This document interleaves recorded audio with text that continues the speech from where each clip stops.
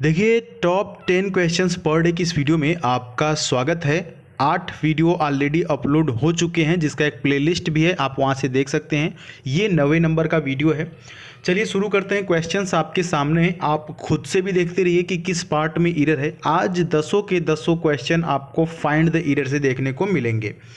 पहला क्वेश्चन है कि Hema doesn't has to give the dissertation to me. अब देखिए, इस क्वेश्चन में बहुत ही सिंपल सा एरर है। अगर आप ध्यान से देखेंगे तो आपको समझ में आएगा। डजंट या मतलब डज नॉट लिखा हुआ है। डजंट के साथ हैज़ का प्रयोग नहीं होता है, हैव का प्रयोग होता है ना। हैव का प्रयोग होगा इसके साथ। आप हेमा को देख करके नहीं लगाएंगे, है ना। अगर हेमा हैज़ नॉट रहता तब ना, लेकिन हेमा डजंट है तो इसके साथ हैव लगता है। जैसे डिड के साथ हैव लगता है ना। तो हैज़ नहीं लगता है, डू के साथ हैव लगता है, हैज़ नहीं रहेगा यहाँ पर, हैव हो जाएगा। ठीक है, आगे बढ़ते हैं। My mother has grey hairs. बताइए, छोटा सा प्यारा सा एरर है क्वेश्चन नंबर 2 में। My mother has grey hairs.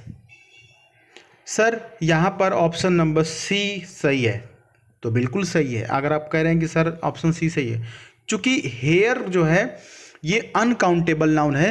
Hair को गिना नहीं जा सकता है, बाल को गिना नहीं जा सकता, ये अनकाउंटेबल होता है।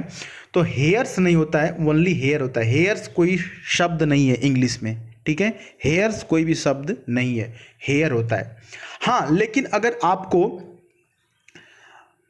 जैसे मान लीजिए कि आपके बाल झड़ रहे हैं, ठीक है, 10 ठो बाल नीचे टूट के गिरा हुआ है, तो उसको तो गिन सकते हैं ना। ये देखो तुम्हारे 2 बाल टूटे हुए, ये देखो 10 बाल हैं, 15 बाल है ना। तो ऐसे में बोलना होगा, तो स्ट्रैंड्स ऑफ हेयर बोल सकते हैं, ठीक है। Strands of hair, STRANDS, strands of hair, ठीक है। तो यहाँ पर हेयर्स नहीं होगा, याद रखेंगे, इसको लिख सकते हैं कि हेयर्स। ये आपके एग्जाम में पूछता है कि प्लूरल दे देगा हेयर्स का और वहीं पर एरर रहता है, ठीक ना। तीसरा नंबर का क्वेश्चन बताइए। O dear, I have some relief on my nerves. I have some relief on my, क्या होगा यहाँ पर? सिंपल है, क्वेश्चन में कोई भी गलती नहीं है, ठीक है। क्वेश्चन में कोई भी गलती नहीं है। O dear have some reliefs. O dear have some relief on my nervous. बहुत ही सिंपल है ना, इसमें कोई भी एरर नहीं है। ऑप्शन डी सही होगा। आगे के 3 क्वेश्चन आपके सामने हैं। Once you graduate get a job would be easier. कह रहा है कि एक बार जब आप ग्रेजुएट हो जाते हैं तो जॉब लेना आपके लिए आसान हो जाता है। यहाँ पर समझिएगा, वुड बी जो है ना, वुड बी, ये दोनों एक ही साथ वर्ब है। वुड बी क्या है? वर्ब है। और जब ये वर्ब है तो इसको सब्जेक्ट चाहिए ना। तो गेट सब्जेक्ट नहीं है, गेट क्या है? सब्जेक्ट नहीं है ना। तो इसको गेटिंग कर देंगे ना, ऑप्शन बी सही, गेटिंग, GETTING। यहाँ पर गेटिंग हो जाएगा, क्योंकि सब्जेक्ट चाहिए ना वर्ब को। तो कई बार क्या होता है कि वर्ब का जो ING फॉर्म होता है, गेट क्या है? वर्ब है, लेकिन जब इसका ING फॉर्म लगाएंगे तो क्या हो जाएगा? वो सब्जेक्ट हो जाता है ना। कई बार ING फॉर्म जो है वो सब्जेक्ट होता है ना। तो getting a job would be easier, getting हो जाएगा, ठीक ना। आगे देखिए 5वां नंबर का। He has been working here for quite some times. ये क्वेश्चन बताइए। He has been working here from quite some time. Dear student, इस क्वेश्चन में भी कोई भी गलती नहीं है। जी हाँ, नो एरर यहाँ पर होगा। देखिए यहाँ पर सिंपल सी बात है, क्वाइट है तो एडवर्ब है, ठीक है। एडवर्ब के बाद ये नाउन है, टाइम नाउन है। नाउन के बाद ये एडजेक्टिव है, ठीक है। नाउन को क्वालिफाई कर रहा है एडजेक्टिव। उसके बाद ये एडवर्ब है, तो इसमें कोई भी गलती नहीं है। ही के साथ हैज़ लगेगा, ही हैज़ बीन होगा, है ना। वर्किंग हियर सिंपल है, तो बिल्कुल क्वेश्चन सही है।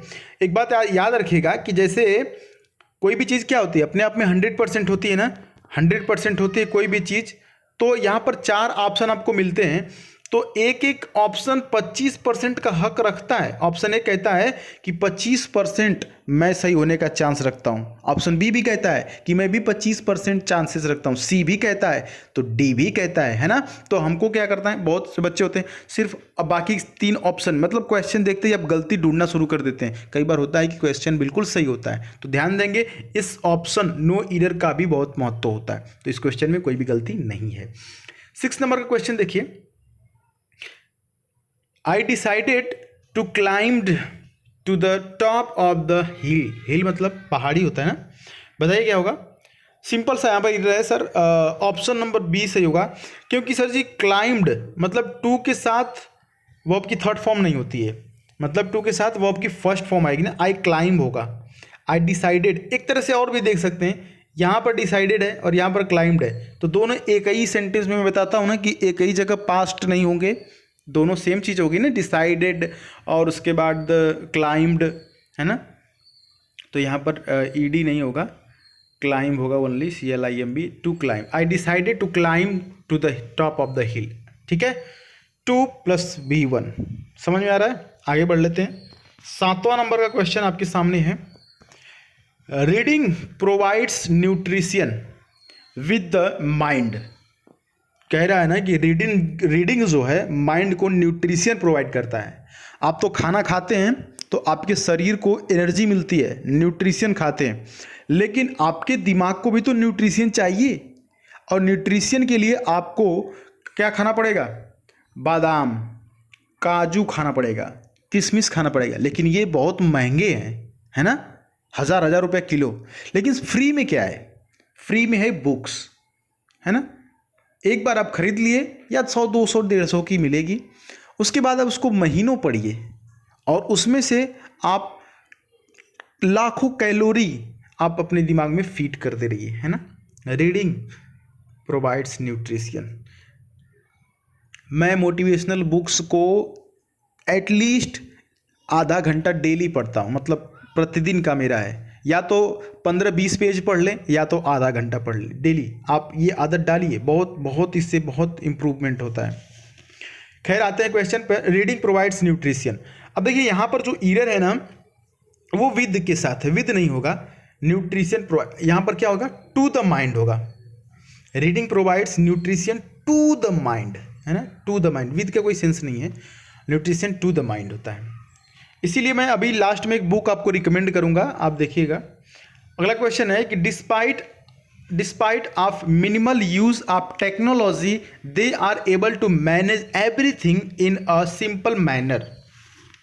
क्या होगा यहाँ पर, कह रहा है ना कि टेक्नोलॉजी का बहुत ही मिनिमल यूज होने के बाद भी सब कुछ अच्छे से मैनेज कर लेना, है ना।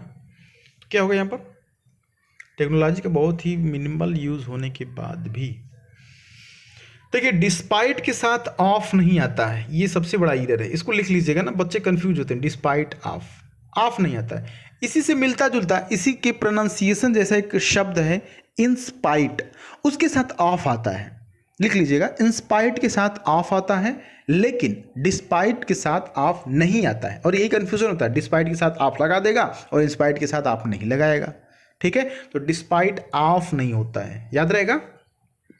9वें नंबर का क्वेश्चन है, Sri Lanka is an island country into the Indian Ocean south of India. बताइए तो, कितना प्यारा सा क्वेश्चन है ना, बहुत ही खूबसूरत है, बहुत ही खूबसूरत, लेकिन आपसे खूबसूरत नहीं है। आप अभी इसकी खूबसूरती बिगाड़ेंगे। कैसे बिगाड़ेंगे सर, यहाँ पर इसकी खूबसूरती बिगाड़ दीजिए।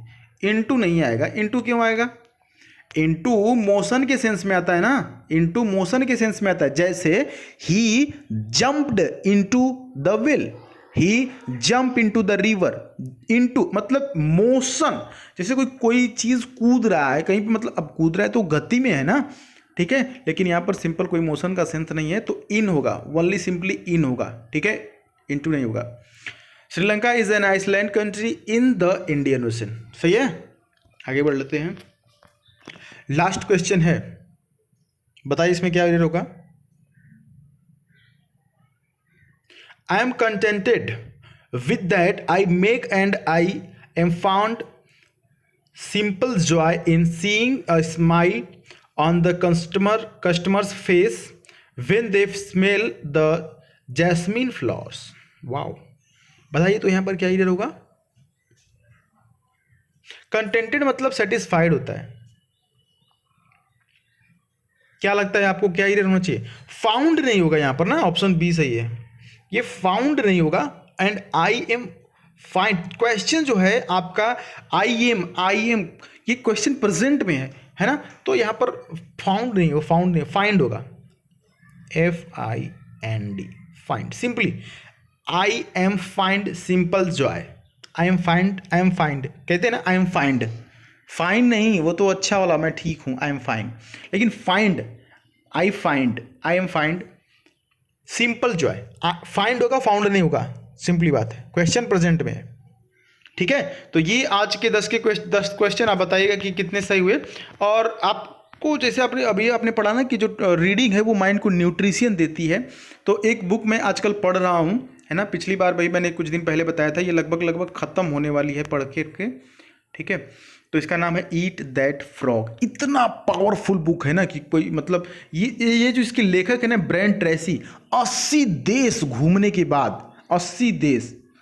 के बाद और पूरा एक्सपीरियंस निचोड़ करके अपना, और लोगों का इंटरव्यू कर लेकर के सारी मतलब पूरा एक्सपीरियंस अपने लाइफ का झोंक दिए हैं इसमें। आप यार देखिए, बुक पढ़ने से क्या होता है ना, आप किसी के जीवन का कोई पूरा जीवन लगाता है, मतलब 60 साल कोई बंदा लगा रहा है सिर्फ रिसर्च करने में, और उस 60 साल से जो मिल रहा है उसको एक बुक में लिख दे रहा है, और आप 100, 150, 200 में 60 साल का एक्सपीरियंस ले लेते हैं और उसको अपने जीवन में अप्लाई करके आगे बढ़ते हैं।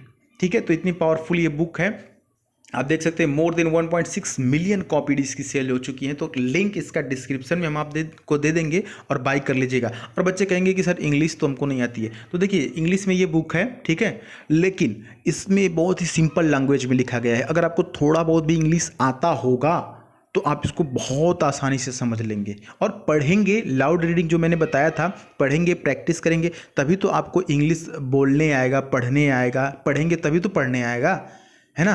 तो ये सब बुक है जो ना पढ़ने में बहुत मज़ा आता है, और पढ़ने लगेंगे तो पढ़ने लगेंगे, बात ख़त्म। ठीक है, तो इसकी आदत डालिए। अगर आपको लगे कि नहीं अच्छा है, सर कह रहे हैं तो अच्छा ही होगा, एक बार मंगा के इसको ट्राई कीजिएगा। और उसके बाद अगर आपको ये बुक बुरा लगा मंगाने के बाद, पढ़ने के बाद, तो आप हमें कमेंट बॉक्स में बताइएगा, है ना। और ये कोई प्रमोशन नहीं है, किसी के द्वारा कोई बताया गया नहीं है ना, मैं खुद अपना एक्सपीरियंस आपके साथ शेयर कर रहा हूँ। ये बुक बहुत ही अच्छी लगी इसलिए मैं आपको बता रहा हूँ, किसी प्रकार का कोई प्रमोशन वगैरह नहीं है। आपकी इच्छा है लेना होगा तो लिंक डिस्क्रिप्शन में मिल जाएगा। बाकी इस चैनल को सब्सक्राइब कर लीजिएगा हमारी तरफ से। मिलेंगे फिर अगली वीडियो में, तब तक के लिए जय हिंद, वंदे मातरम।